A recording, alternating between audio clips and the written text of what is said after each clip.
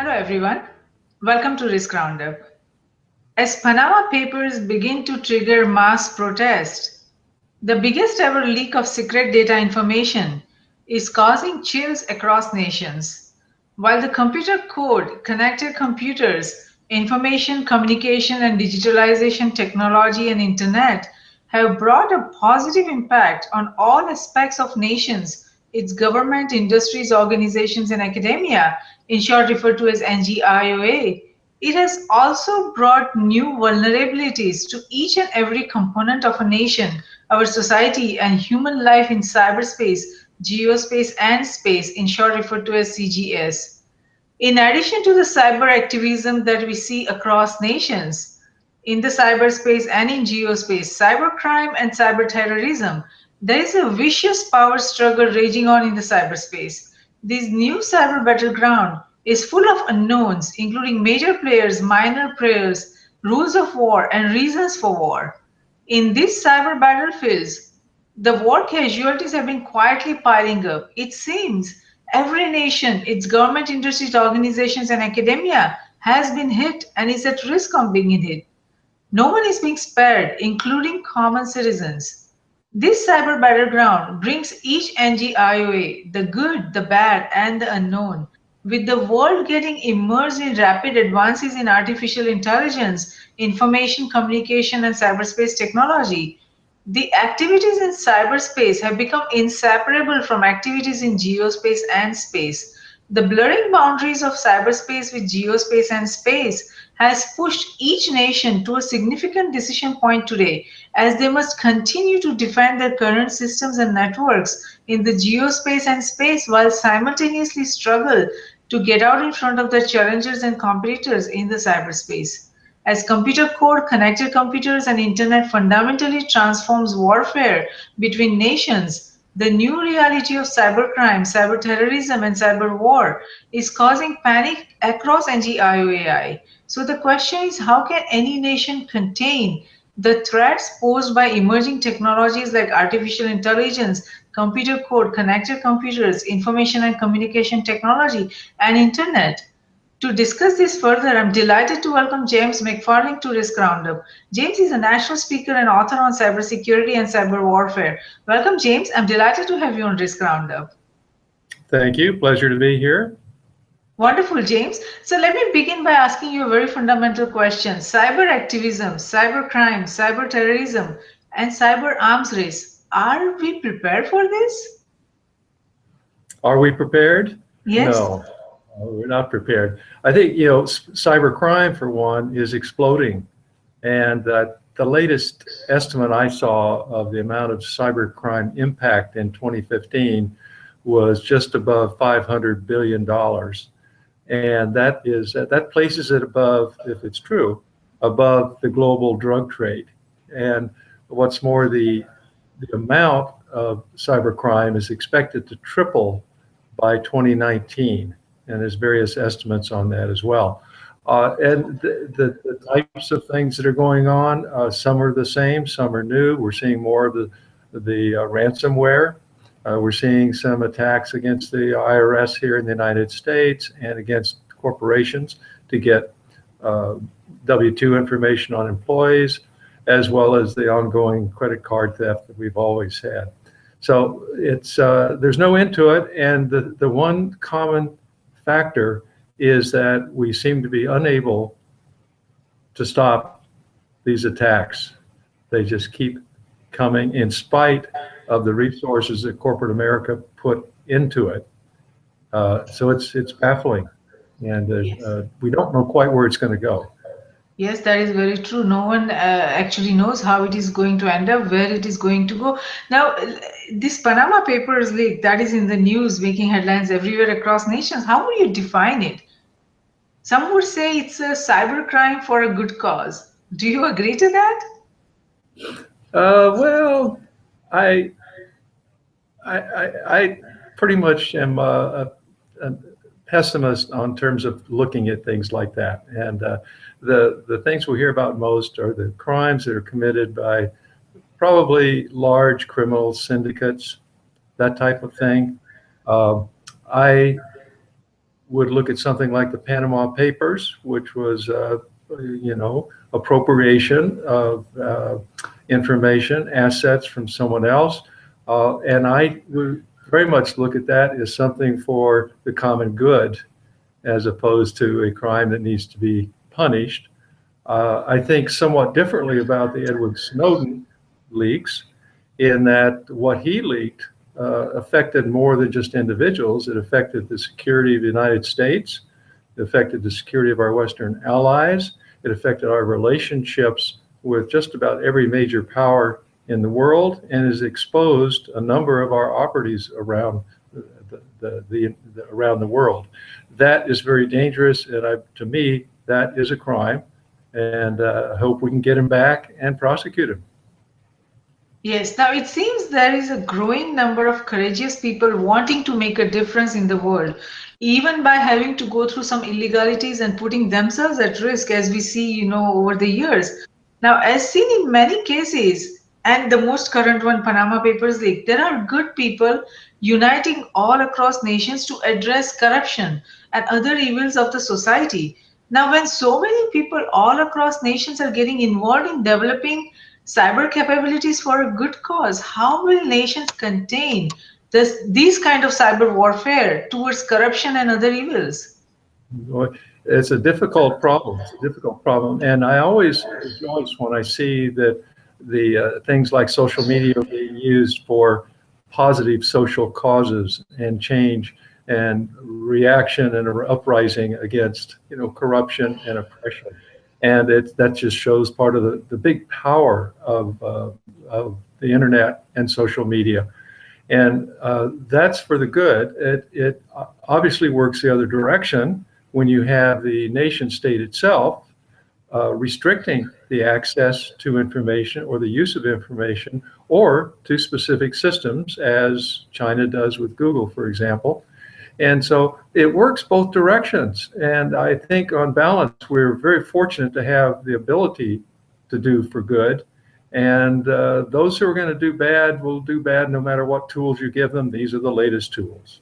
Yes, that is very true. Now let's talk about cyber warfare between nation states. It is reported that cyber warfare has been discussed openly since the 1990s, and cyber strikes have already been part of many nations' military strategy. It seems that it is only a matter of time that cyber warfare will escalate and destabilize perhaps the global economy, or as some would say, it is probably already destabilizing global economy. Do you see that, and can nations risk that? What are your thoughts on that? I think I look at where we are today as kind of a transition point. And if you look at the serious, quote unquote, cyber attacks, okay, as opposed to cyber crime, attacks that actually did something, you can go back to Stuxnet, for example, the United States and Israel presumed to on the attack on Iran. You can look at the response Iran had against the United States banking networks, and most recently getting inside of a New York dam, for which some indictments were recently issued. That the types of things that are happening are getting to be more frequent like that. And the most recent that is the most troubling to me is the Ukraine power outage issue. Now, this is critical for two reasons, well, several. One is that it denied power during the winter to an estimated 230,000 citizens. And although it took time, they estimate around 9 months, to prepare for that, the actual attack occurred in a relatively short period of time, and it wrenched the control of the power stations from the control centers to the invaders.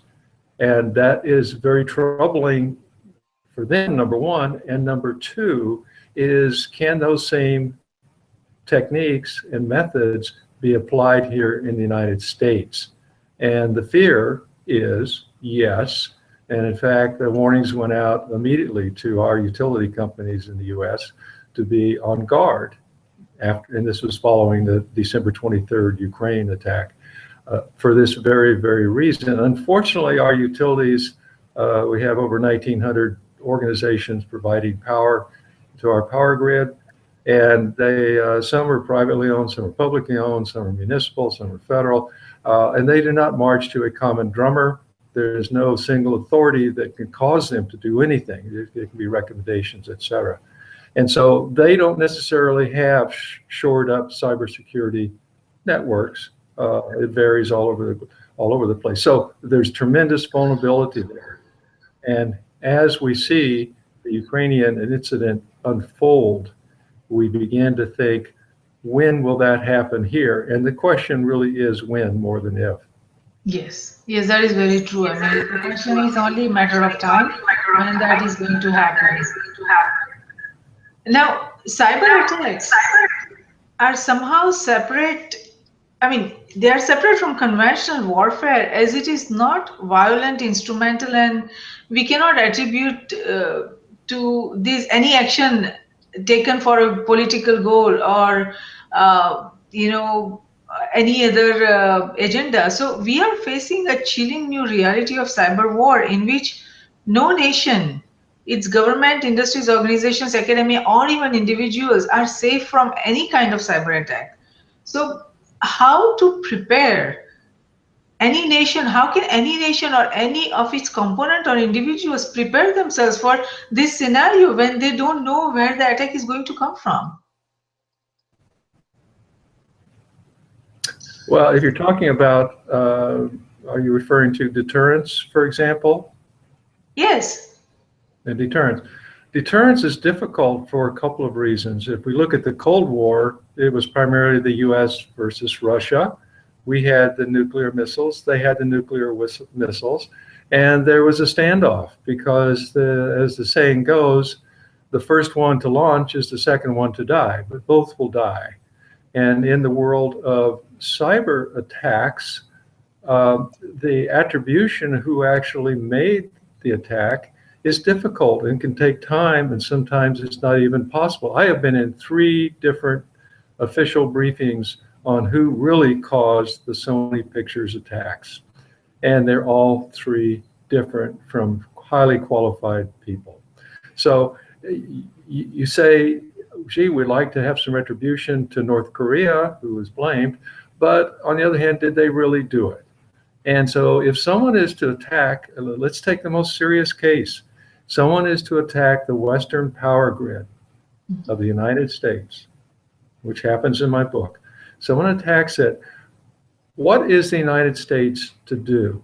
Is the United States to say, gee, we think it's Russia, or we think it's ISIS, and then take action and hope for the best? And what if we're wrong? And that attribution is very, very difficult. So the ideal is to prevent the attacks before they start through strengthened intelligence and preemption. Once you come across an attack that's about to happen, let's say that intelligence indicated that the Ukraine power attacks were about to happen, that an interdiction would stop it. But that does require intelligence, and as you and your viewers all know, the intelligence operation in the United States with regard to the NSA has been severely crimped as a result of the Edward Snowden situation, and therefore our amount of intelligence electronically has diminished. Therefore, our ability to see attacks coming is diminished, and the ability to interdict or preemptive attacks against them is diminished. And so deterrence is very, very difficult. Yes, yes, no, you're right. I mean, the capability to have real intelligence is compromised at the moment. And in addition, it seems that nations do not openly declare cyber war. I mean, nobody is saying that, okay, we are going for cyber war, we're declaring cyber war against so and so nation. It's more like covert operations. Are there any discussions to bring some structure to cyber warfare with unanimous rules of engagement? Because it seems there are no rules of engagement for cyber warfare, and that makes it very complex, and that makes it very challenging to have any sort of preparation, proactive preparation for this? It's like the wild, wild west. There Yes. are no rules of engagement. There are some treaties. I can give you an example of one that I don't know if it's called a treaty. It's an agreement between the President Obama and President Xi of China signed, and it called for both nations to refrain from economic, commercial espionage. In other words, defense and military espionage is one category, and everybody does it, always has. But as far as stealing United States secrets, corporate secrets, intellectual property, that is to be off limits. And they signed this agreement last fall. I happened about 2 weeks later to be in a briefing session, and one of the people there was Tom Ridge, our first Homeland Security Secretary, and I pulled him aside and I said, "What do you think about this agreement with China?" And he laughed. He laughed. He said, "It's a farce because there is no way to verify that any progress is being made, and there are no actions to say, you've done this, and here's what we're going to do back to you." So there's no enforcement, and therefore it's a nice thing to have, and it's a good photo op. Now, Yes. for the rest of the world, you can apply that. China has been going around with Germany and Britain and some other nations doing the same type of agreement. And to me, they're trying to take the other countries off the table while they continue to do what they want to do. But that's my view, not everybody's view. No, I mean, yes, go ahead, sorry.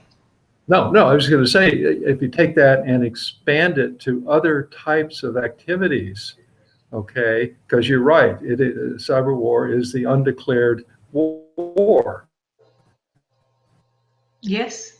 And it is a valid, it is also, something that can be done to cause, physical harm, as we've seen. But the rules have yet to be worked out. I don't know how they're going to get worked out or when they're going to get worked out. And in the meantime, we have to be, the United States and also all the Western nations and all nations need to be really building up their arsenal. And so you see this huge race, arms race. There's a big article in the Wall Street Journal several months ago about the arms race in cyberspace. And it's willy-nilly, and it's dangerous because there are unintended consequences. Yes. Yes, there are unintended consequences. And the challenge is also that with cyber warfare is not only nation states are involved, but many individuals, many groups with sufficient intelligence and smartness are involved. So developing guidelines for common citizens or for everyone, across nations, that is a very, very complex task. I'm not sure how will NGI be pulled in cyber warfare guidelines, because if it was just nation states, you can, come up with agreements, like you said, that countries' governance can, meet and they can define what to do and what is off the table. But when everyone is involved, how can they be pulled into any sort of guidelines? I don't, from my point of view, see how guidelines can be developed, although there will be attempts, or B, enforced because of the attribution problem that we have talked about. Yes, yes. Now it's been, and therefore that you also have, go ahead. You also have countries or organizations such as the cyber militias or terrorist groups such as ISIS, which of course is a unexcelled, it's hard to do much better at social media than they do, but when they get further along, it's going to be more difficult. It's very hard to corral those people because you can have all the agreements and treaties and definitions and codes of conduct that you want, and those types of organizations, the terrorists and militias, will not abide by them any more than common criminals in any country don't abide by the laws that are set by that nation. Yes, yes, that is the biggest challenge that we are facing in this new digital global age. And it seems cyber weapons are easy to make and their potential use is unlimited. One doesn't have to be a nation state to do this. They just have to be really, really smart. They could be a kid, a teenager. Anyone can make a cyber weapon. So this is a whole new world of unknowns where anyone around you can be an enemy trying to attack you. So how can anyone protect themselves for these unknowns? And especially when we hear there are all these antivirus softwares, most of them are not even effective. So how can anyone protect themselves from these so many unknowns of attacks that could be coming their way? Well, there are, and I think sometimes, to be clear, to be honest, the hype kind of overcomes reality in this, talking about this threat. And I say that as someone who seriously believes in the threats. But I will also say this, that the serious attacks, Stuxnet, took 2 years reportedly to develop. The Ukraine, although in its operation, the attack was straightforward and simple. The execution of that really was complex. Takes organization, it takes talented people, it takes money, it takes networks, and it's not something that individuals can seriously do. You're going to cause problems. An individual is not going to take down the Western power grid of the United States. It just isn't going to happen. So I think people get carried away with some of this. And then you have to back up and say, okay, who really has the resources to do something serious and who would want to? Like, for example, I mean, the United States, in my opinion, is in kind of a safety zone right now. And that safety zone is defined on one side by those parties, those nations who can do us harm, and that would include China and Russia, of course, and perhaps Iran, really don't currently feel motivated to do so. I mean, I would think that China would not want to take out our economy. I mean, where are they going to sell their stuff? And so those that can don't want to right now, and those that want to can't. And once those who can't, and let's put Iran in there for sure, and let's put organizations like ISIS in there for sure, then that becomes a serious problem. So the question becomes one of timeline. When does that occur?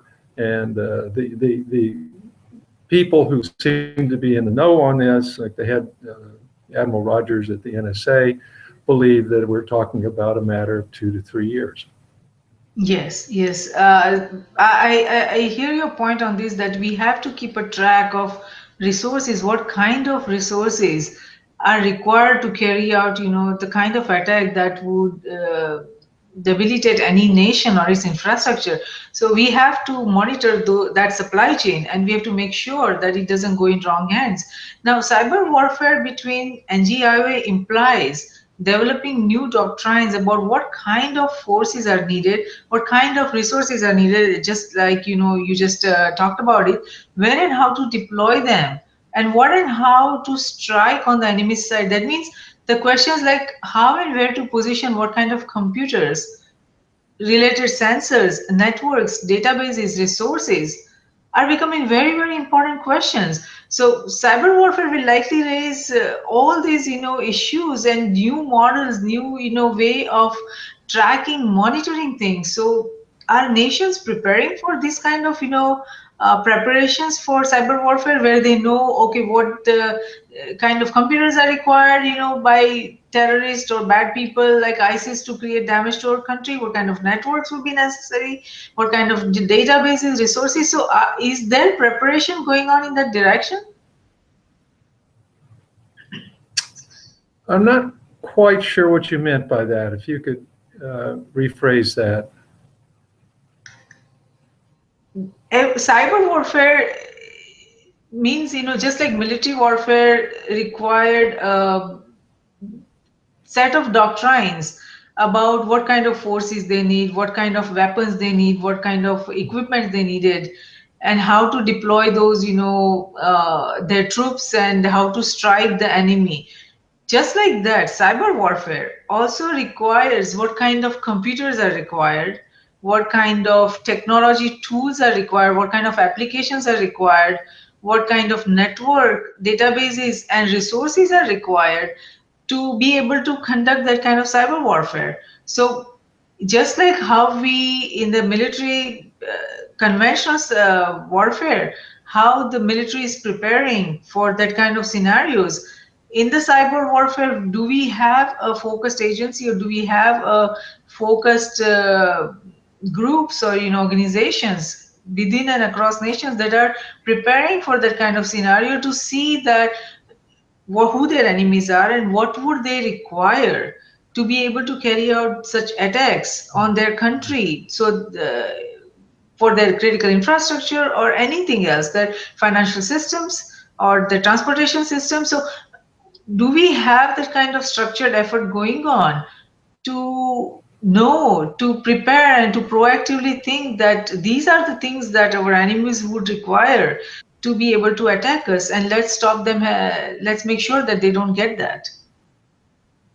From the United States point of view, we have resources militarily in each of the armed services. They all have their cyber components that enable them to integrate cyber operations in their normal operations of doing business.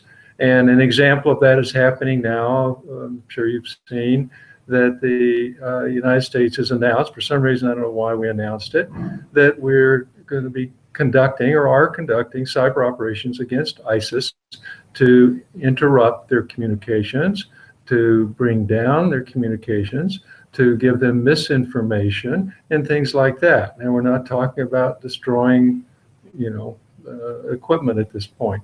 And so that's part of integrated cyber operations into a military action, either by the Marines or the Army. And then secondly, here we have the U.S. Cyber Command, which is based next to the NSA. And its mission is primarily to develop and deploy offensive cyber weapons. It has a staffing authorization of around 6,000 cybersecurity specialists. Their problem is they cannot find enough qualified people to do the work. They were supposed to be staffed this year, and now it's 2018, and they're about half staffed. They can't do their job. And these young people coming out of school, or who have a couple of years of experience, can make a tremendous amount of money in the U.S. private sector if they are skilled in cyber networking and cybersecurity. So it's a very difficult problem for our country. And then if you project that to other countries, they are going to have a similar problem of lack of resources, perhaps for different reasons. Perhaps, I mean, in Russia, they might have a culture that says you have to do this. I don't know. So it's a more difficult job. Getting a hold of the computers in the networks is physically doable. Getting a hold of the right people and getting them organized into the teams to do this work is a challenge. Yes. It's a challenge. Yes, it is a huge challenge, resources, and it's a very big challenge. Now, we know that cyber warfare is more than just technology. It is human and non-human intelligence, processes, and so many other things that we need to be prepared for. The battlefield stands to be fundamentally altered by the rapid and ongoing information and communication technology revolution, along with digitalization, as at both the strategic and tactical levels in a digital global age. So I'm not sure how many nations and their defense security departments are understanding the full reality of these changes. Do you have any thoughts about how many nations, not just United States, but how many nations in Asia, Africa, Middle East, they are understanding the full reality of these changes that are coming their way? The estimates range all over. the place. The probably one of the best estimates I've seen recently is that there are 24 to 29 countries who are seriously and aggressively creating cyber offensive weapons. And so they realize the importance of, if you go forward in the world, the global climate, which is very disruptive, troubling at the moment, and you fast forward, they realize, these countries, as do we, that as an instrument of war, as an instrument of national policy, as an instrument of response, cyber is a critical component, and maybe in the future the critical component of warfare, however you choose to define it. And there's an argument going on now, has been for some time, about, is it really warfare if no one has died? Okay. And so there's people on one side who say, if there's been no deaths, then it's not war, it's cyber ops. And other people say, well, cyber war includes other actions. And it really doesn't matter. It's terminology at this point. But what does matter is that you have a large number of nations, whether it's 24, 29, 15, that are aggressively pursuing these offensive weapons and don't know what to do with them necessarily, nor do they have any rules for deployment, nor do they have any better attribution than we do. And that is a very dangerous circumstance. Yes, it is. It is. And you are right. I mean, a lot of people have that thought process that nobody is dying in this warfare, so why worry so much? But it is not just the human life that is at risk here. It is the industries. It is our systems and our infrastructure that it has taken us, probably centuries to put together. That is all at risk if we are not prepared. And the challenge is that in this digital global age, the security is no longer a government affair. See, government alone cannot provide security in cyberspace. Everyone has all the components of a nation. They have to effectively make sure that they play a role in providing security. So, but there are many who say that the industries are much more advanced in securing their infrastructure, in securing their, not all the industries, most of the industries, that they are, very well ahead. Like you said, they are getting the resources, very quickly because they are able to hire them, by giving them, good salary and good incentives and package.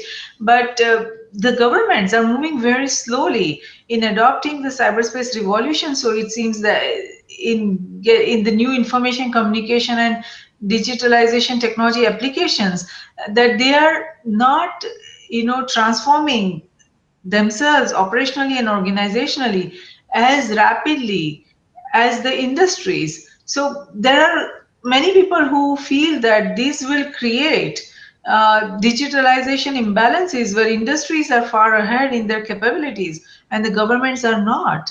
What are your observations, and what do you see this concern that some people share? Well, I see two concerns, because you raise some valid points there. One is that where does private industry stand with regard to cybersecurity? Now, in our country, the estimate is that around 90% of the critical national infrastructure, and we include in that, of course, power, water, communications, transportation, is run by private organizations. That's not true in all countries. And so 90% of those networks are run by private organizations and are not something that the military is, our defenses, is specifically involved in. In fact, last April, boy, it's been a year now, Ashton Carter, our Secretary of Defense, gave a talk at Stanford University, and among a number of things, and he was talking to a number of high-tech executives, and he was very clear to them that when it comes to cybersecurity, you, corporations, are on your own. We cannot do it. And so it really needs to be a partnership, because the government, with the exception perhaps of our military, but the rest of the government is doing a terrible job of protecting itself. I mean, the IRS, most recently the Federal Reserve, and State Department, the White House. I mean, the list goes on. It's incredible. So corporate America, though, is still having problems. I mean, J.P. Morgan is the gold standard of cybersecurity and financial services, and look what happened to them. They lost 83 million accounts, information 83 million accounts. And it was like they found out by accident. And here you say, wait a minute, they got 3,000 people. They spend $250 million a year on cybersecurity. And how can this happen? And so Jamie Dimon, the CEO of J.P. Morgan, his response was, well, I'm going to double that. I'm going to get 6,000 people, and I'm going to spend $500 million, and we're going to stop this. But I don't know. Is he doubling down on something that doesn't work? I don't know what they're doing. So the corporations are they're having problems too, but they're trying. The government agencies are having problems, and they're not trying. Office of Personnel Management being a good example of how they had multiple audits that they needed to shore up their security, and they did not. And then the military is actually, I think, if you look at the Cyber Command, and the NSA is not military, but the NSA, you have an advanced tip of the spear, as they say. Yes, yes. I mean that those challenges are there, James. And when people say that industries or businesses will have to manage their own cybersecurities, I'm not sure how that is going to be possible now. And NIST, NIST guideline says that public-private partnership should be there and people should work together. But how? I mean, just by saying that have a public-private partnership, you all work together, and that is not going to work like that. We need to put together effective structure, effective frameworks, so that people, industries, any entity within and across NGIOA are able to, work together. We just don't have that. For example, I feel that there is a strong need for integrated, interdependent cybersecurity risk management framework. Now, there is a cybersecurity risk management framework, and NIST, has released the guidelines for that. But to me, it is more like an information security. Cybersecurity is not information security. That is the biggest challenge I see in that framework. And the second challenge is that they don't provide the proper structure by which, any entity across NGIOA would be able to, identify, evaluate, manage, communicate, and track their, cybersecurity risk. Because let's say, I'm sure there are many entities across NGIOA who wants to do the right thing, who wants to identify the risk, but they just don't know how to do that because there is no structure right now. So we need to first and foremost, provide a proper, effective cybersecurity risk management structure by which, and then we have to make sure that each and every entity across NGIOA, they need to, make sure that they have that implemented within their organization. Now, how to do that? We have so many entities across nations, across industries and organizations, academia. There are so many different components. How to make sure that each and every one of them implements the cybersecurity risk management framework to be able to manage these risks effectively. So how do we do that? I think that cyber insurance industry can play a very effective role. I mean, back few hundred years back, insurance industry played a significant role in defining standards about so many different things. I think insurance industry, digital globally, they can do the same.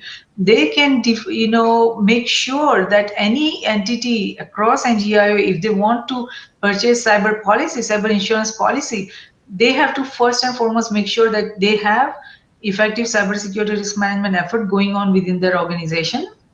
And second is that any independent risk that any entity, for example, JP Morgan or any energy industry, any company within energy industry or transportation industry, if they have identified cybersecurity risks that they can manage on their own within their corporate boundaries, they have to, that those risks should not be insured. And only those risks which has dependencies they should be insured, and that security policy should be issued for that. So insurance industry can play a big role in enforcing that each and every entity across NGIO is doing the right thing by making sure they are having effective processes and structure for the cybersecurity risk management. And the ones that they are not able to manage, they have identified the risk that they have interdependencies, then we need to have an organization, we need to have a structure for how to manage those interdependent risks, because everyone is in this together, government, industries, organizations, and academia, and we need to have proper structures by which we can identify, if we have any entity has identified integrated interdependent risks, then we need to have a structure by which we can manage those risks. So I see so many gaps. There are none of those things are there even within United States. So how are we going to be able to manage cybersecurity risk that has so many interconnections and interdependencies? At this point, I'm not sure how to do that. No, you mentioned a couple of key points. Cyber insurance is one. Looking at cybersecurity as a risk management issue is the correct way, in my opinion. If you look at the organizations who seem to be doing a more effective job of quote unquote cybersecurity, securing their information assets, they not only have IT represented at highest level, the C level, but they also have risk management either taking the lead or having a very large vote in how things are done. So that, for example, when a new product line is introduced, particularly if it's a technology company, what are the cybersecurity measures that are built into that product, and what are the liabilities that might accrue if things go wrong? And so the risk management lead is really, really important. Where organizations get in trouble is when they say, quote unquote, well, cybersecurity is IT's problem, and lets them do it, when in fact it's an organizational problem. Now, I personally believe, and there's, I think a lot of people do, that think that cyber insurance is a double-edged sword, but on balance, it's very good, because just going through the process of applying, as you said, applying for the insurance forces an organization to look at where their risks are, where their gaps are, and where their holes are. And that process is worth as much as the value of the insurance itself. The downside is that there will always be people in an organization that say, hey, I don't have to worry about this because it's insured. And that's the downside. On balance, cyber insurance is playing a very, very large role. And I just want to touch briefly on something else you mentioned that is critical, and that's the public-private partnership. Something we don't have here in our country. We have, well, look at a small case, but it's a visible one, is the Apple versus FBI spat over the unlocking of the iPhone. Okay, they cannot even work together on that. They're going to court, and Apple's willing to take it to the Supreme Court. Well, in this particular case, the government found another way, but there will be other cases. And so that's just one example of the lack of ability of our public and private sector to cooperate. And I've been in meetings where agencies like the FBI have pitched to IT executives and the industry people that, look, we really need to work together. And I've seen people from industry stand up and say, we don't want to work with you, FBI, because we don't trust you. We give you information, we get nothing back. And if we give it to you and it gets to the wrong party, then we get harmed.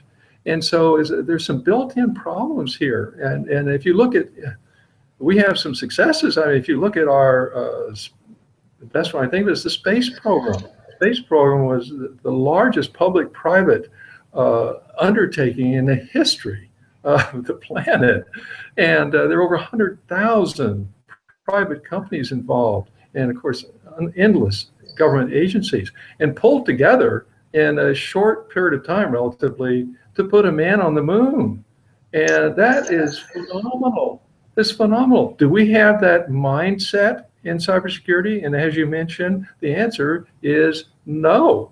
And if you want to be really cynical about it, you can say, well, the tech industry in the United States is much more interested in selling the next app or doing the next update to Facebook, and that's where they're going to put the resources because they are coining the money. Yes. The tech industry is almost as powerful as a nation state. I mean, they really, Apple thinks they're above the law, and so it's difficult in that power structure to work together. And if we don't, as you mentioned, if we don't work together, the government cannot solve it by itself. I don't know where it's going to go.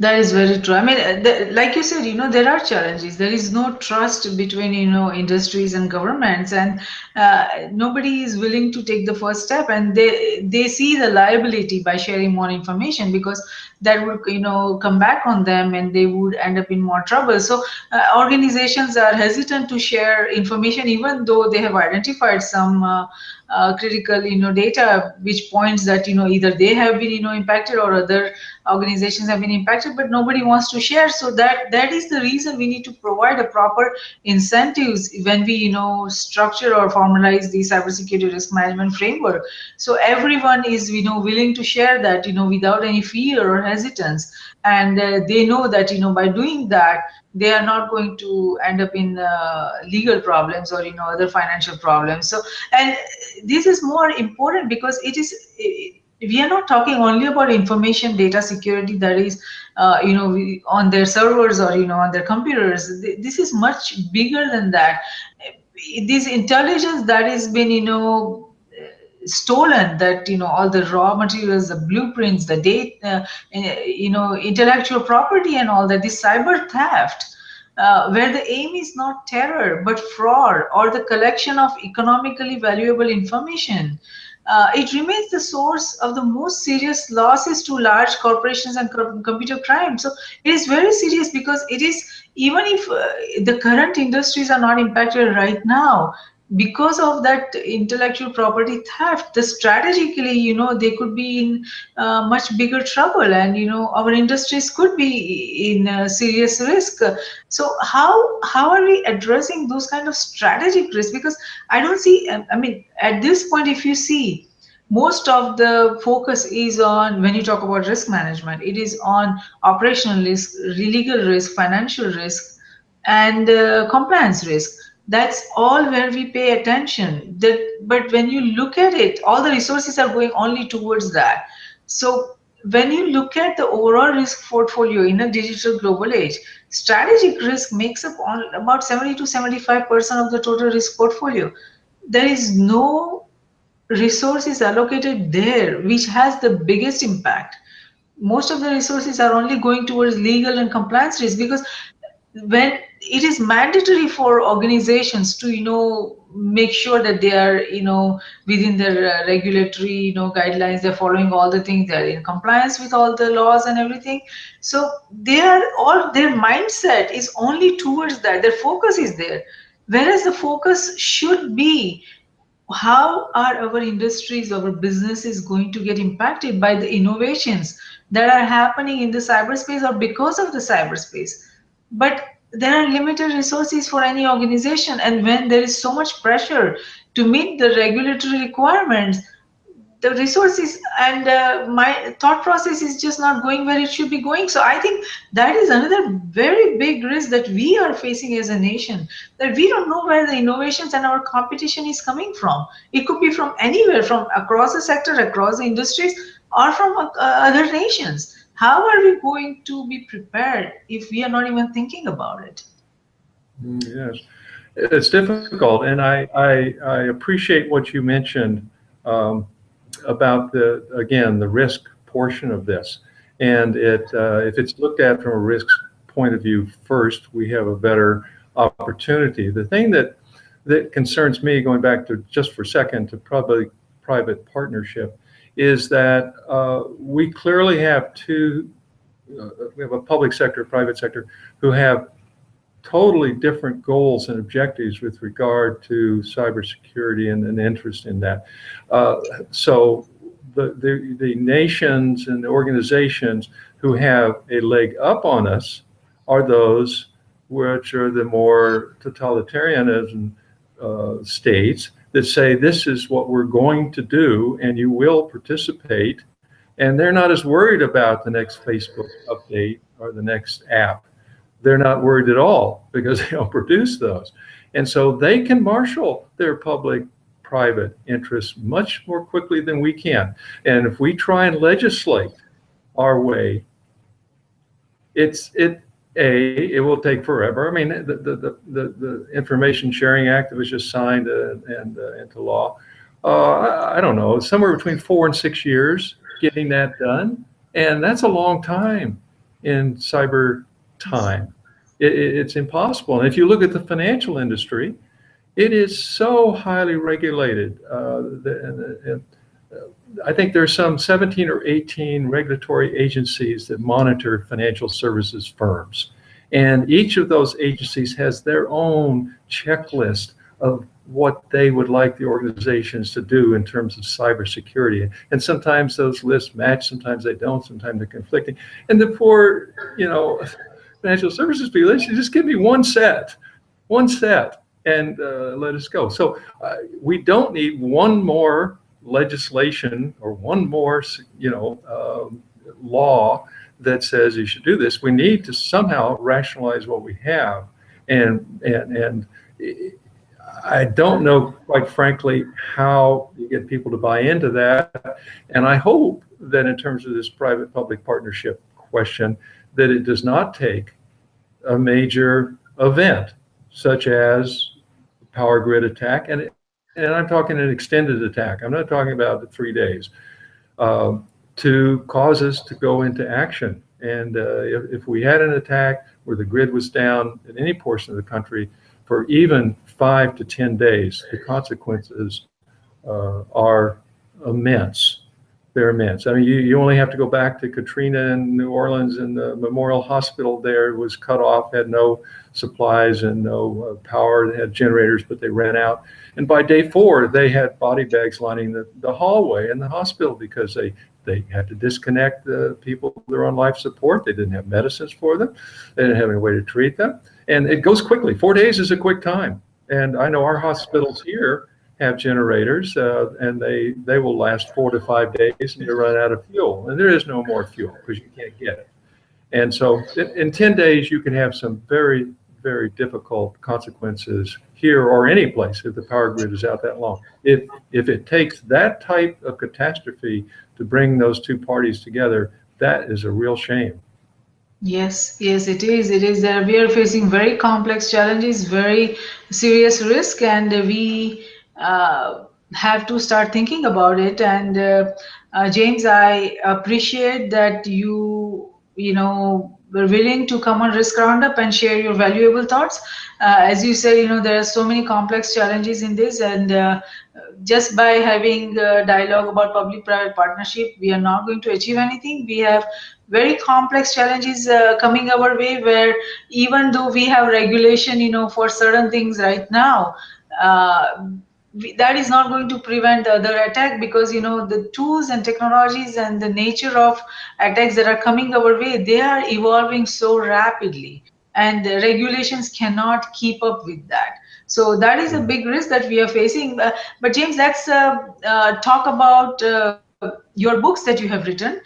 So would you mind sharing details about your books on cybersecurity and cyber warfare for the benefits of our global viewers and listeners? Because as we talked before, you mentioned that you made an effort to make it in a fictionalized form so that people get interested in reading that. Because this is a very serious topic, and to just put it as a textbook, it becomes a little boring for a lot of people to read, and you wanted to educate masses. So you took a different approach by fictionalizing this. And so would you mind sharing those details, and how, if someone is interested in reading that book, where they could purchase that, and information about that? Oh, thank you. I appreciate that. Yes, I did make a decision early on to do something that would engage the reader in actually fact, although it's a fictional story, and in a way become more aware, perhaps more alarmed. And so I chose the novel approach. The name of the book is Aftershock, a novel. And the aftershock part comes from not the attack on the Northern California power grid, but from the aftershock occurs in Washington, D.C., and the reaction of the U.S. government and the U.S. military and the political establishment, and it happens to take place in an election year, so there's all kinds of shenanigans going on. And that reaction shows itself as being more dangerous than the original attack that triggered it. And this is not an anti-government book by any means. I'm a believer in our government. But it shows how dangerous things can be when they get out of hand. And it does take, in the book, a public-private partnership to get some resolution. And that was the other point I was trying to make. And that is, you have to be able to work together. And if you do, you can make progress. But unchecked, even our well-meaning politicians and military can go too far. Yes, that is very true. So we are going to conclude our session here. James, thank you so much for sharing almost an hour of your valuable time with us, and your input was really right on the target, and I'm sure our global viewers and listeners are going to benefit tremendously from what you had to say in this dialogue, and they would start thinking about these big questions that we are all facing as a nation. The challenges and complexities of evolving threats and security has crossed the barriers of space, ideology, and politics, demanding a constructive collaborative effort of all stakeholders across nations. That means government, industries, organizations, academia, and individuals.